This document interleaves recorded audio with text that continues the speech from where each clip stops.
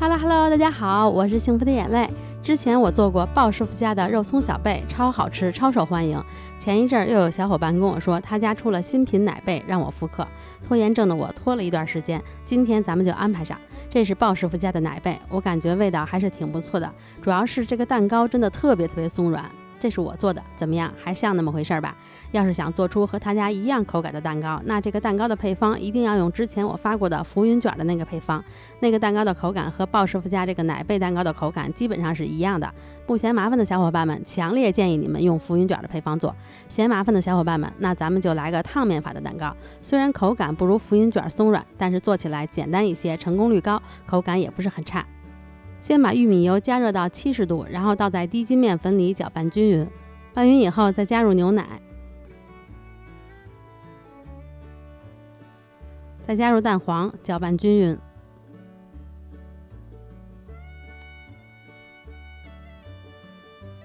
拌好的这个面糊是比较稀的，放在一旁备用。蛋清里加入一点白醋，如果有香草精就加一点，没有的话也可以不加。糖可以一次性全都加进去，用打蛋器的低速把蛋清打发。蛋清打发的状态和做戚风蛋糕是一样的。提起打蛋器，形成一个直立的尖角，就打到这个样子。先把1/3的蛋白放到蛋黄糊里搅拌均匀，然后再把蛋黄糊倒入到蛋白里，再用刮刀由底部向上翻拌均匀。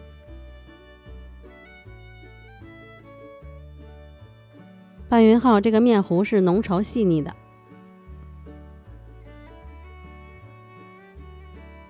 然后把面糊装进裱花袋里，再把它挤成一个一个的小鼓包。我这个烤箱是50升的，这个配方基本上刚刚好，能烤这样一盘。戚风的面糊做好就要烤，不能放着，放着就会消泡了。如果烤箱小，那建议还是烤成一大片蛋糕，到时候再压成一个个的小饼也行。放进提前预热好的烤箱中层，上下火160度烤20到25分钟。烤完以后取出来，轻轻震一下，然后晾凉。然后我们来做奶酱。今天我给大家准备了3个口味：原味奶贝、芝士奶贝，还有榴莲奶贝。怎么样？是不是很棒？赶快夸夸我！先做卡士达酱，牛奶放在火上加热，蛋黄里加入细砂糖搅拌均匀，再加入低筋面粉搅拌均匀。牛奶煮沸以后就马上离火，少量分次的加入到蛋黄里搅拌均匀，每一次都要搅拌均匀以后再加入下一次。牛奶全部加入搅拌均匀以后，再把这个液体倒回奶锅里，放在火上小火加热，要一直不停的搅拌，一直加热到它变成酱，看锅里还冒泡泡了就可以离火了，然后趁热加入黄油搅拌均匀，贴着它盖上保鲜膜，然后给它晾凉。淡奶油用电动打蛋器的低速一直朝着一个方向搅打，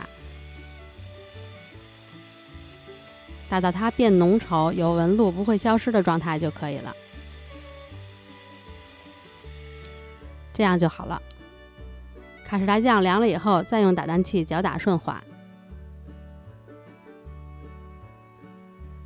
然后把卡士达酱和打发的淡奶油混合搅打均匀，这个原味的奶酱就做好了。芝士奶酱的做法是，还是按这个配方做一个卡士达酱，在卡士达酱做好的时候，再加入奶油奶酪，搅拌均匀就可以离火了。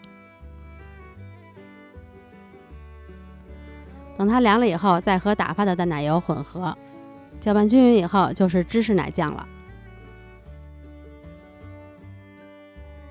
下面做榴莲奶酱，为了做榴莲味的，我还特意买了一个榴莲，不怕你们笑话，这是我第一次买榴莲，因为我们家根本没人吃。我买了榴莲回来，我老公都嫌弃我了，他说整个屋子都是臭味，包括我。把榴莲肉取出来，榴莲需要把水分熬一下，不然做出来的酱就太稀了。榴莲里加入糖和柠檬汁，放在火上，先用中火加热，边加热边搅拌，然后开锅了再转小火。我用的这个榴莲的量，我感觉对于爱榴莲的人来说可能不是特别浓，喜欢吃榴莲的小伙伴可以用200克榴莲肉，熬到这样浓稠的状态就可以离火了。称了一下，100克榴莲肉熬完以后是60克左右的果酱，你们也可以用这个配方做榴莲果酱。然后把榴莲果酱和卡士达酱和淡奶油混合均匀就可以了。如果想图省事儿的话，也可以榴莲和打发的淡奶油混合做成榴莲奶油，不过我觉得卡士达酱的会更好吃，口感更丰富。3种酱都做好啦，你们任选其一做就行。然后把酱夹在2片蛋糕的中间，表面再厚厚的抹上奶酱，然后把蛋糕放在盘子里，表面再筛一层奶粉，这个奶贝就完成啦。我是不建议把蛋糕在奶粉里厚厚的蘸一层，因为我开始就是这样做的。对比了鲍师傅家的以后，我感觉口感发干，我觉得他们好像也没有蘸太多奶粉，蛋糕吃起来是很湿润松软的。不过如果你喜欢的话，也可以表面裹一层厚厚的奶粉啦，自己做按自己喜欢的口味来就行。自己做的奶贝真的非常好吃，蛋糕很松软，被湿润香浓的奶酱包裹着，一口下去直接爆浆，真的好吃到没朋友，强烈推荐大家试一试。今天就到这里啦，如果大家喜欢我的视频，别忘了关注、点赞、评论、转发哦。我们下个视频再见啦，拜拜。